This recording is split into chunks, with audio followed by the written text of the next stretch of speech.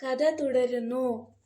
മാലാഖയോട് പറയാതെ കടലോരത്തു പോകുന്നത് അവന് താല്പര്യമുള്ള കാര്യമായിരുന്നില്ല.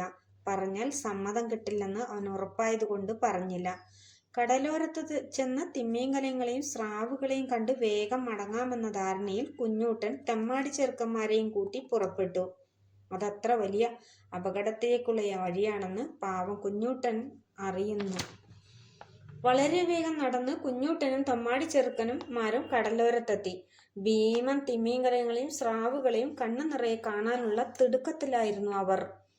എന്നാൽ കടുത്ത നിരാശയാണ് അവനുണ്ടായത്. അവരെത്തുമ്പോൾ കടൽ തീരം ഏറെക്കുറെ വിജനമായിരുന്നു. കടലാകട്ടെ തടാകത്തേക്കാൾ ശാന്തവുമായിരുന്നു. കുഞ്ഞൂട്ടൻ കുറേ നേരം കടലിലേക്ക് തന്നെ നോക്കി കണ്ണും കാലും കഴിച്ചതല്ലാതെ വേറെ ഫലമുണ്ടായില്ല. തിമിംഗലം പോയിട്ട് ഒരു പരൽമീനിനെ പോലും അവന് കാണാനായില്ല. പള്ളിക്കൂടത്തിൽ കയറാൻ സമ്മതിക്കാതെ തന്നെ ഇങ്ങോട്ട് കൂട്ടിക്കൊണ്ടുവന്ന തെമ്മാടി ചെറുക്കന്മാരോട് അവന് കലശലായ ദേഷ്യം തോന്നി. അവൻ തിരിഞ്ഞു നോക്കിയപ്പോൾ അവരുണ്ട് ഇതൊന്നും ശ്രദ്ധിക്കാതെ പഞ്ചാര മണലിൽ ഉരുണ്ടു പുരണ്ട് കളിക്കുന്നു. അത് കണ്ടപ്പോൾ അവന്റെ ദേഷ്യം ഇരട്ടിച്ചു. പഠിച്ചു മിടുക്കന്മാരായി നല്ല കുട്ടിയാവാനുള്ള അവസരമാണ് ഈ തല തിരിഞ്ഞവന്മാർ ഇല്ലാതാക്കിയത്. കുഞ്ഞൂട്ടൻ പല്ലുറുമി അവരുടെ അടുത്തേക്ക് ചെന്നു. എടാ, നിങ്ങൾ എന്നെ കാണിച്ചു തരാമെന്ന് ഉറപ്പു തന്ന തിമിംഗലവും സ്രാവും എവിടെ? അവൻ അതിശയത്തോടെ ചോദിച്ചു.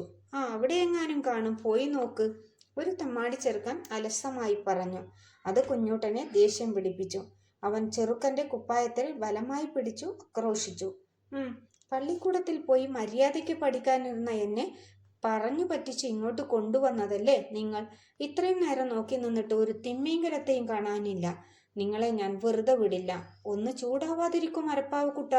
തിമിംഗലങ്ങൾ വിശന്നപ്പോൾ ആഹാരം കഴിക്കാൻ പോയതാവും, ഒരു ചെറുക്കൻ പരിഹാസ സ്വരത്തിൽ പറഞ്ഞു.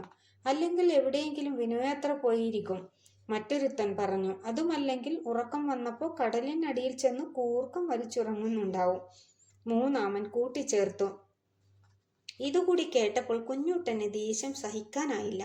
അവന്റെ കണ്ണുകൾ ചുവന്നു തുടുത്തു. അവൻ മുഷ്ടി ചുരുട്ടി അവരെ തല്ലാനടുത്തു. അത് കണ്ട് തമ്മാടി ചെറുക്കന്മാർ അവന് നേരെ തട്ടിക്കയറി. എടാ മരപ്പാവേ, നീ അങ്ങനെ ആളാവാനൊന്നും നോക്കണ്ട. ഞങ്ങൾ നിന്നെ പറഞ്ഞു പറ്റിച്ചു തന്നെയാണ്. ഞങ്ങൾ പറഞ്ഞത് കേട്ട് അതെല്ലാം വിശ്വസിച്ച് കൂടെ പോന്നത് നീയൊരു മരമണ്ടനായല്ലേ? പഠിക്കാൻ ആഗ്രഹമുണ്ടായിരുന്നെങ്കിൽ നിനക്ക് പള്ളിക്കൂടത്തിലിരുന്ന് പഠിച്ചാൽ പോരായിരുന്നോ?